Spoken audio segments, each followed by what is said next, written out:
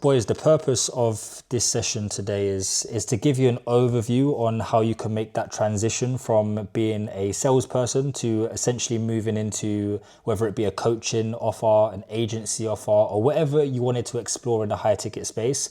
It's specifically on how to create the offer. Now, most of you will know this already, but the offer is core to every single thing you do in the business.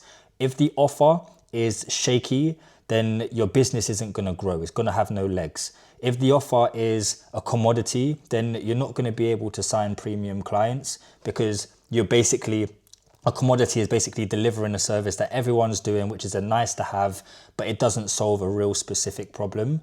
So what we're going to cover is how to make that offer fully comprehensive. So if you do go off to launch an agency or a coaching offer or whatever you plan on doing with your skill set, you have everything you need to package your skills in the correct way and bring on premium high ticket clients consistently. So you want to be as valuable as possible to the market as you can. Now, there's one other thing that I've got in here. It's a barcode in this top corner if you can all see it. Basically, just to give you clarity, this barcode is going to be on every single slide. So if you do during the process find that you want a bit more detailed insight into how you can structure this more effectively than I'm going to share with you, because being realistic, I'm giving you a bite-sized insight into the offer architecture, but there's so much more that goes into building a business online. And that barcode is going to give you access to a 3-hour free crash course that covers pretty much everything from identifying the right problems to building the offer, go-to-market planning, sales, and all of that sort of stuff. So that's going to be there if you ever needed it. Now, the three parts that we're going to mainly focus on in this session is the problem, the buyer, and the actual offer. Now, you can't have the offer without the buyer and the problem. If you start with the offer, then you're fucking yourself up a little bit. You have to make sure you go in the right order and start with the problem. Now, there's another video that I did that I'm going to share with you guys because it's going to give you a bit of a holistic breakdown of what this entire journey looks like. And the way that I see it, the more content you see that's linear, the more you're going to get a good understanding on how you can take that next step. But essentially the video is on the ownership gap, and what the ownership gap covers is the gap between where you are now to having that business. And you might think, well, I'm a salesperson, I bring in a lot of value for the business. And some of you in this call might be thinking already, I just closed a $5,000 deal, or I set an appointment for a $10,000 deal, but I'm only walking away with £500, right? But then where's the other 4,500 or 9,500 going, right? Where's the equity going? Where's the value going? Where's the 90% going that you're not holding on to? It's going to the business. So the ownership gap is basically saying that your skills are primed and ready to build a business already, but the only thing stopping you is exactly what we're going to cover in this training.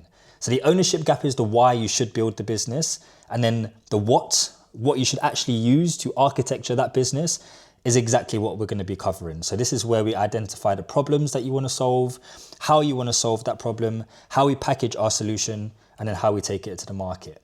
So like I said, we need these three things, and this is going to be the framework that's going to guide you on how to create the best possible offer. Now, like I said, you have to start here. You can't start with the offer and then work your way backwards. It just doesn't work.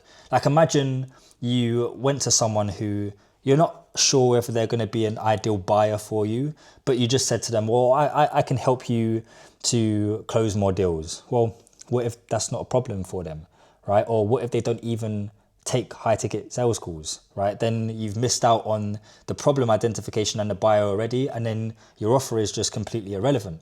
However, if you identified the problem first, people lacking the skill set to close deals, or they're not closing enough deals and it's stunting their revenue growth, and then you found out that the buyer was a founder with very little sales experience, then you can craft an offer to say, I help founders with very little sales experience to close more deals. And then all you need to do is sort of think about what that unique mechanism is and how you're going to package that solution to help them to close more deals. So that's the theory behind it all. Now we're going to get into the details a little bit further. Now, the right problem is not this invented archetype. It's not something that we need to go above and beyond to try and create on our own. It doesn't need to be something that doesn't exist already. The right problem is something that you're very much aware of right now. And the best thing to do is to look at what's currently going on in your world, in your life, in your industry, in your job.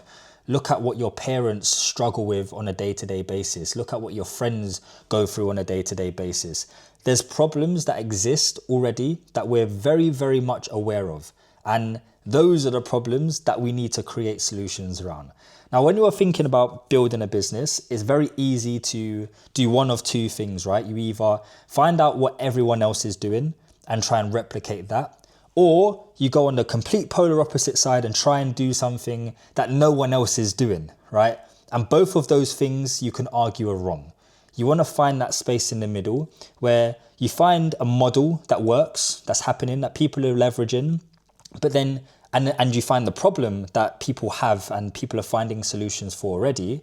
The way you position yourself as unique or you stand out against the market is your unique mechanism and the way you package that solution, right? It's got nothing to do with finding a problem that doesn't exist, and it's got nothing to do with creating something new.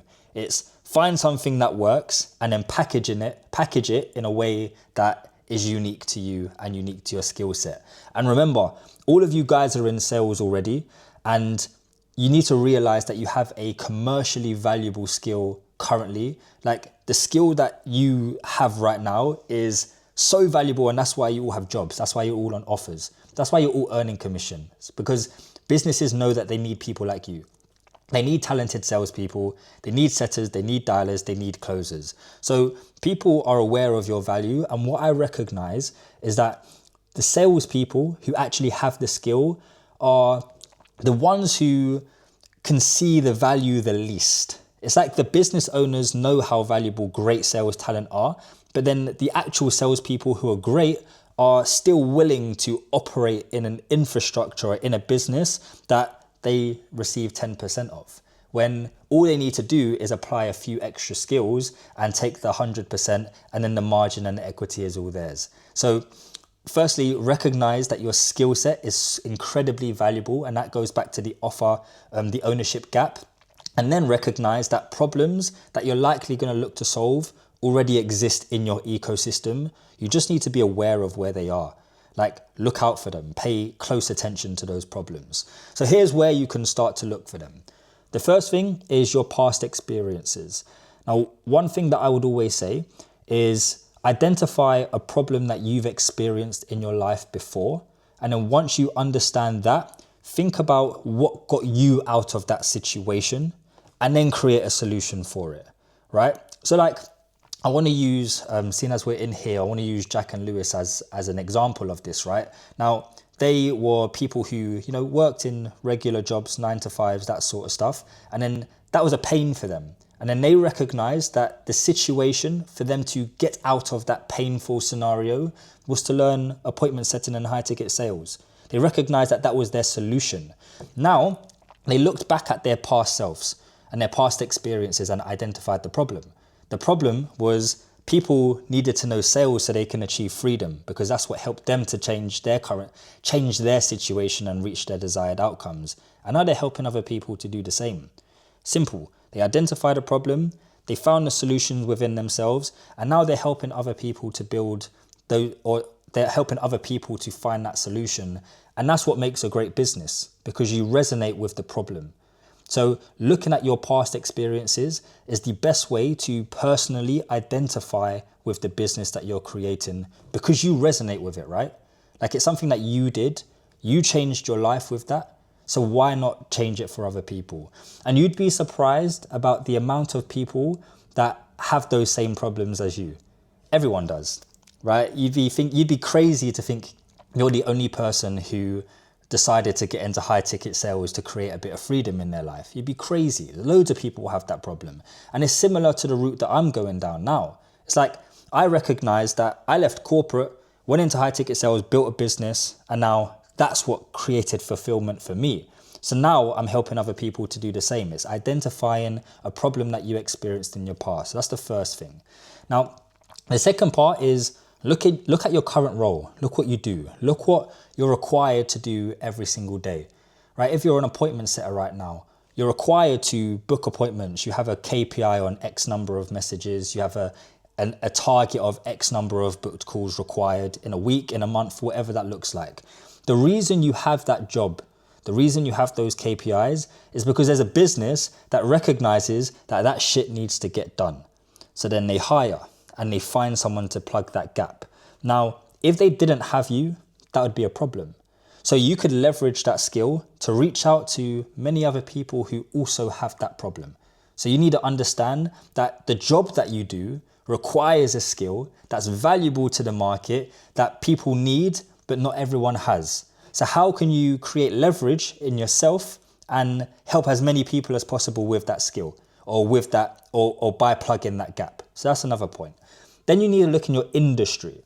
So think about the high ticket space.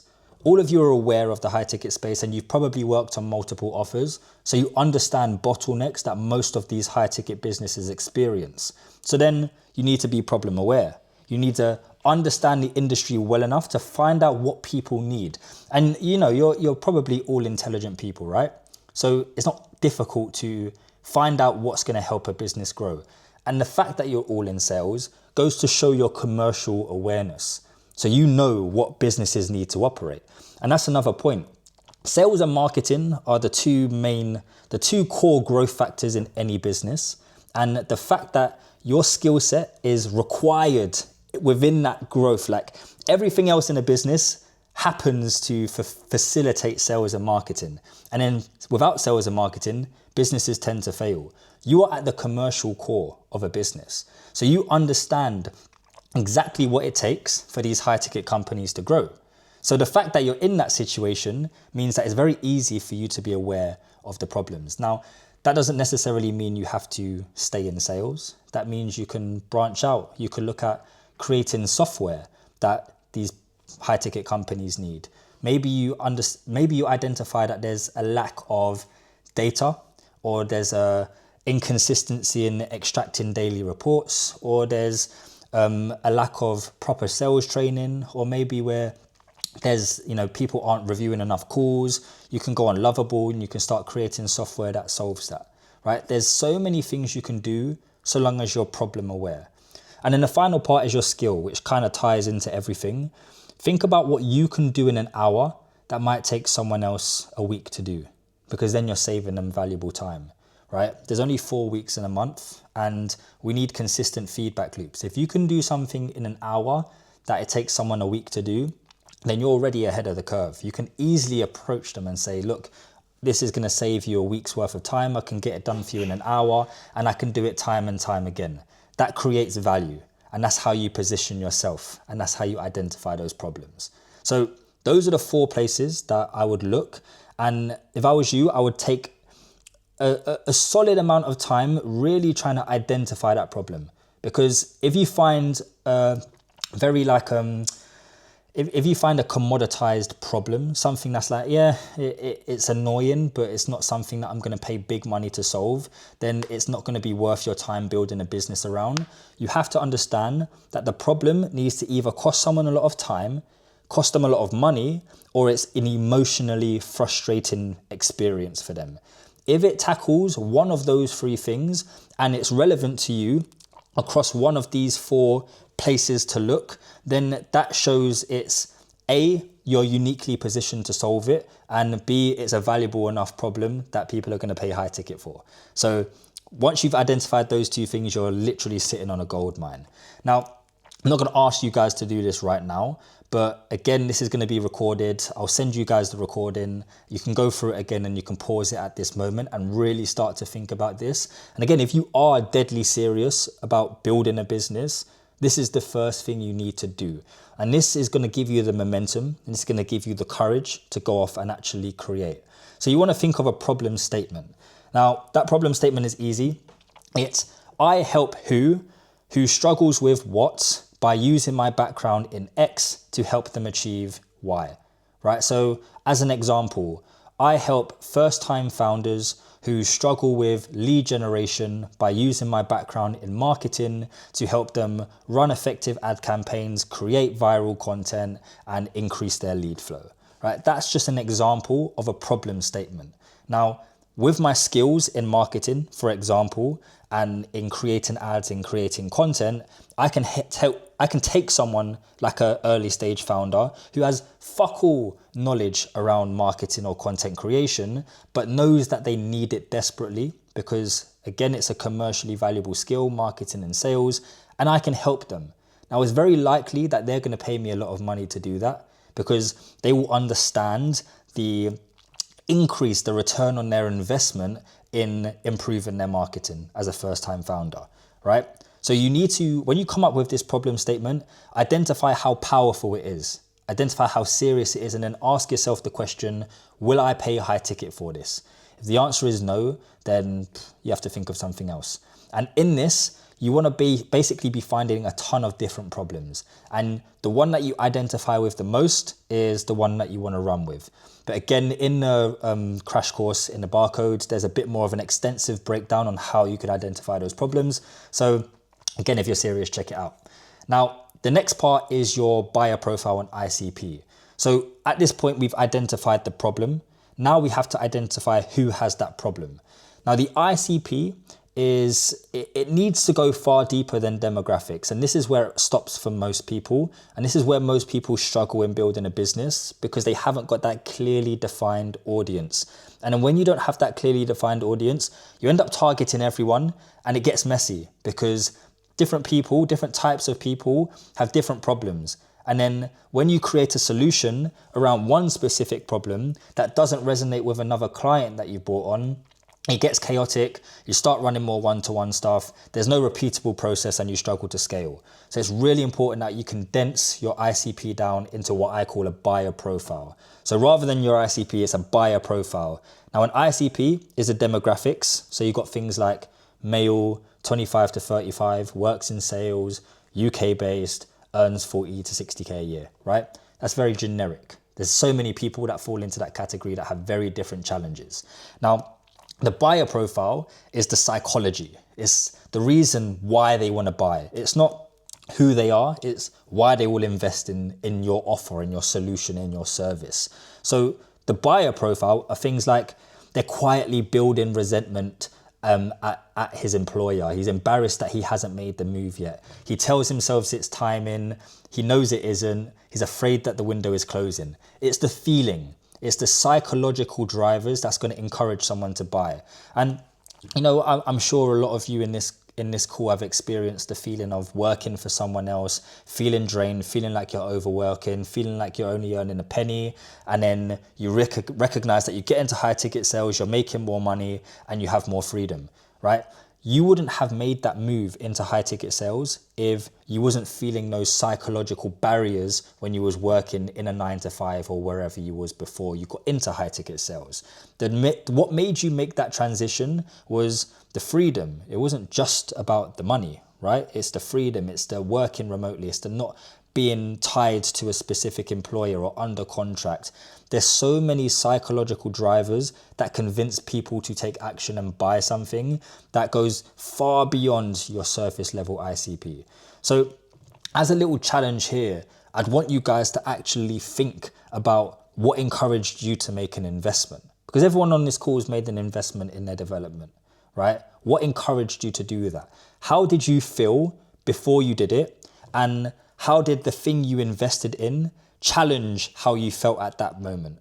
Because that is your buyer profile. And the deeper you get on this, the better. Now, there's 5 layers to identify a real buyer profile here. And it comes down into these. So firstly, you've got your core problem. So that's the main thing. That's what sits at the very top. What's the challenge? We're not talking about any surface level pains here. We're talking about a feeling. What's the real feeling, the uncomfortable feeling that that person is experiencing in their life? Then you go on to powerful emotions. So how does it feel to live in that experience every day? You think about, what does that person think at 11 p.m. on a Tuesday, right? That's how they're really, really feeling.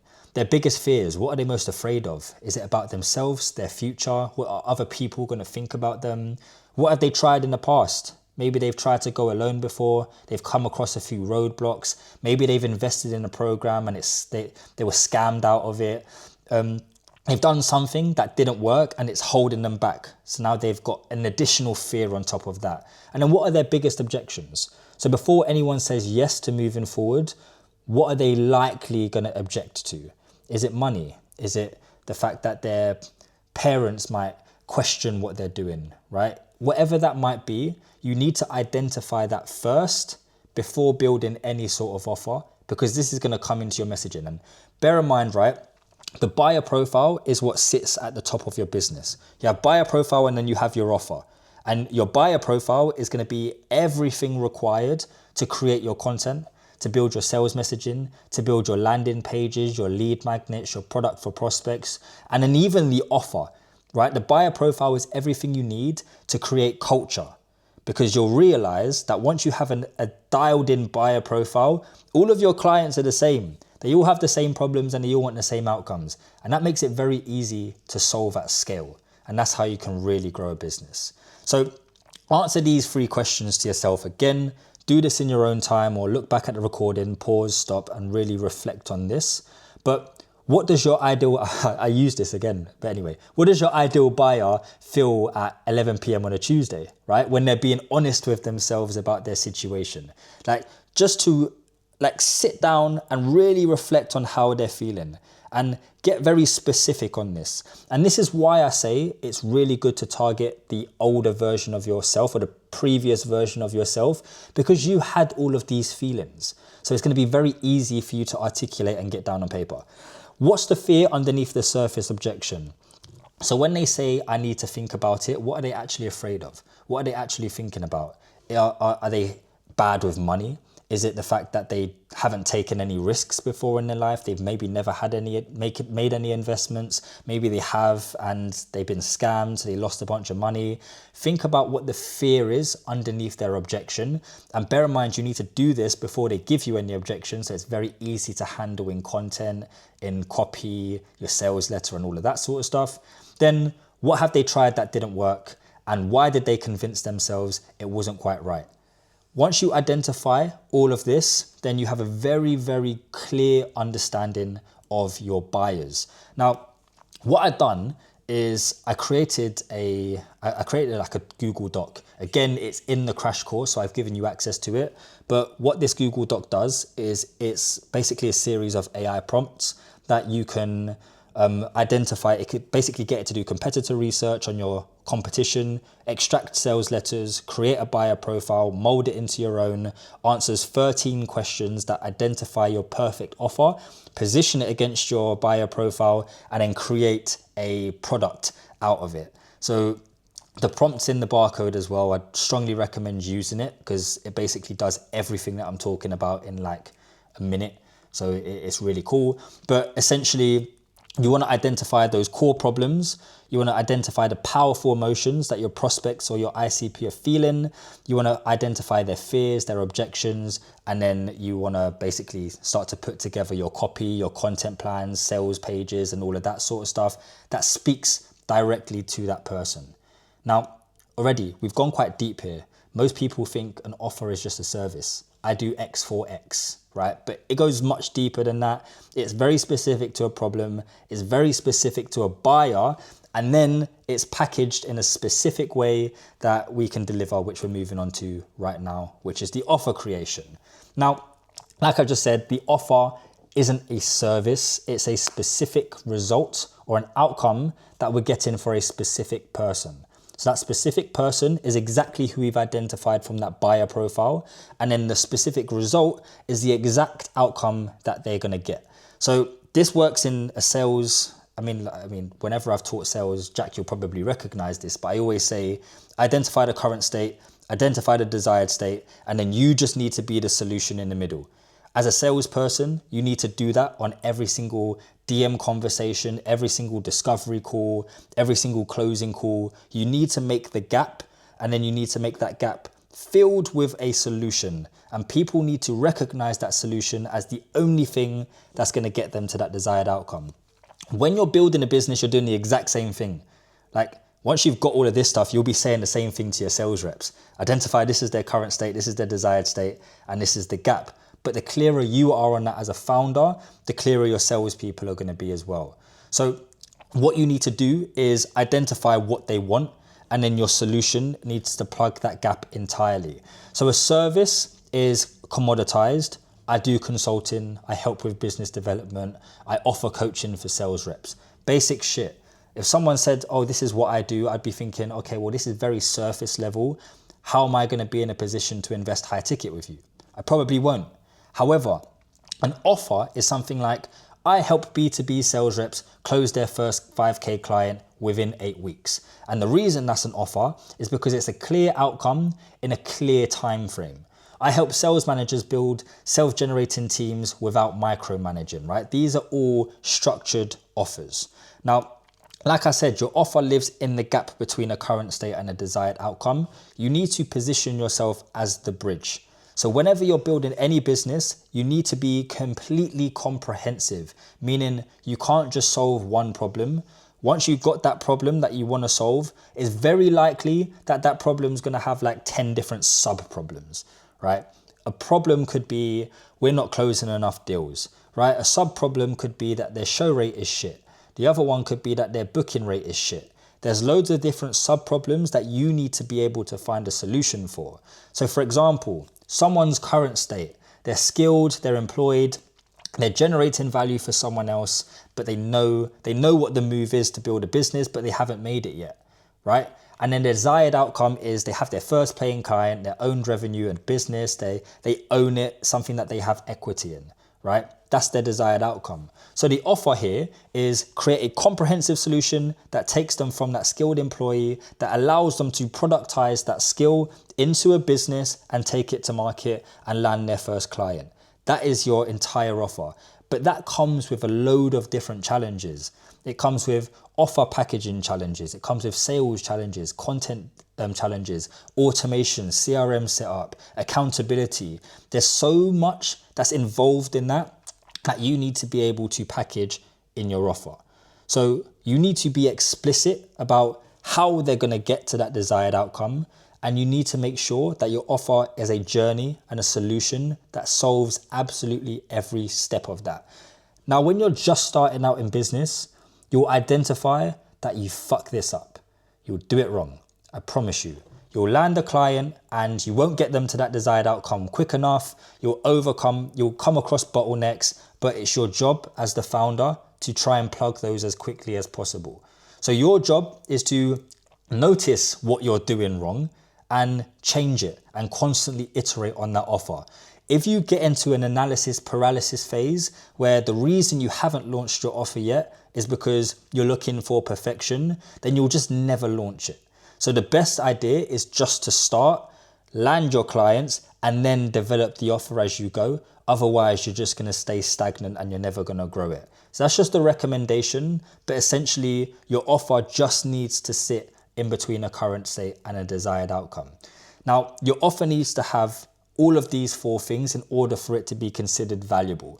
You need your result, right? Which is the specific outcome that your buyer is going to get. And remember, when you're building a business, the only thing that matters is this, right? It's not about how much money you make. It's about this, because the more you get this, the more money you're going to make. It's just inevitable. It will happen. But if you're only focused on how much money you're going to make, then you'll slack over here and you won't prioritize the result, because you get paid the moment someone signs up, not when they finish. So if your only focus is on how much money you can make, then naturally you're not going to get the right results for people. So your priority needs to be on results. And then with those results, you can create more marketing, testimonials, and naturally that's going to attract more people. So that's the first thing that your offer needs. The second thing is the person. So who is this precisely for? Which goes back to the buyer profile that we spoke about. Who exactly are you selling to? Find the demographics and then dig into the psychographics through the buyer profile. And then you need a mechanism. So what's your unique delivery mechanism? Essentially, what are you going to do step by step, which is going to help them to actually achieve that desired outcome? And again, that needs to be unique to yourself. Name it, make it yours, make it aligned with your skill set. And then finally, you need the time frame. So when are they going to get that result? Are they going to have an offer and be earning 5K per month in 3 months' time? Well, because there's that time frame, people are going to be more attracted to that. If that time frame wasn't there, they'd just ask you, when am I going to have this? Because if it's going to take me 2 years, then I don't want to do it. If it's going to take me 3 months, then I'm in. So that's really important, that we find the right time frame, but also that time frame is going to hold you accountable to this result. Because the moment you promise you're going to help someone achieve something in a certain amount of time, you're dedicated and you're working, you're all in to make sure that they make it happen. And then that's just going to stack your results. So super straightforward. Now, once you get to the end of all of this, you're going to be able to articulate your offer in one sentence. And if you can't do it in one sentence, then it's just an idea. You don't actually have an offer yet. And I want to stress this again. Once you've understood all of this, once you've got the offer, the perfect buyer, and the perfect problem that you're solving, everything else just happens. It just comes into play, because that's when you can start thinking about marketing, outreach, your go-to-market plans, selling, start thinking about how you're going to price it and how you're going to deliver it. Everything starts to fall into place then. But you need to have the momentum first. And the momentum isn't a right time. It isn't, oh, I'm still stacking my skills and then I'm going to start and build a business later. It's literally a decision to go off and do it. And this is why I built the crash course, by the way, guys. It's like there's everything in there to give you the momentum to actually start. It's not about giving you drip-fed information. If you follow everything, you'll be able to start a business. You'll have that momentum. And building a business is simpler than you think. Most people think it's extremely complicated and they need to have a wide range of skills before doing it. But the reality is you develop those skills once you start. So the best thing to do is just to start, and understanding all of this and architecting the right offer is the best way to start. So essentially, you need to understand this. I help who go from what to what in what time frame, right? So I could argue I help sales reps go from 10% commission or employed on a salary, using their commercial skills for someone else, to owning a services business that's generating them 6 figures a year in 3 to 6 months, right? That is an offer, because I'm able to translate that into one sentence, and you need to be able to do that too before you can start with your marketing and start launching. So a few examples here. I help high ticket sales reps land their first paying client in 30 days using the same skills they already use at work.